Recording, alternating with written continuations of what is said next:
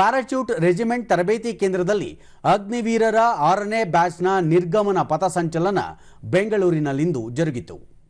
24 ವಾರಗಳ ಕಾಲ ಕಠಿಣ ತರಬೇತಿ ಪೂರ್ಣಗೊಳಿಸಿರುವ 276 ಅಗ್ನಿವೀರರ ತಂಡ ಆಕರ್ಷಕ ಪಥಸಂಚಲನ ನಡೆಸಿತು. ಕೇರಳದ ಅಗ್ನಿವೀರ ಶರತ್ ಎಸ್ ನಾಯರ್ ಪಥಸಂಚಲನವನ್ನು ಮುನ್ನಡೆಸಿದರು. ನಿರ್ಗಮನ ಪಥಸಂಚಲನ ನಡೆಸಿದ ಅಗ್ನಿವೀರರು ಮತ್ತಷ್ಟು ಕಠಿಣ ತರಬೇತಿ ಹಾಗೂ ಪ್ರೊಬೇಷನರಿಗಾಗಿ ವಿಶೇಷ ಪಡೆಗಳ ಘಟಕಗಳಿಗೆ ತೆರಳಿದ್ದಾರೆ. ಪ್ಯಾರಾಚೂಟ್ ರೆಜಿಮೆಂಟ್ ತರಬೇತಿ ಕೇಂದ್ರದ ಕಮಾಂಡೆಂಟ್ ಬ್ರಿಗೇಡಿಯರ್ ಯೋಗೇಶ್ ಶರ್ಮಾ ಅವರು ಪಥಸಂಚಲನ ವೀಕ್ಷಿಸಿದರು.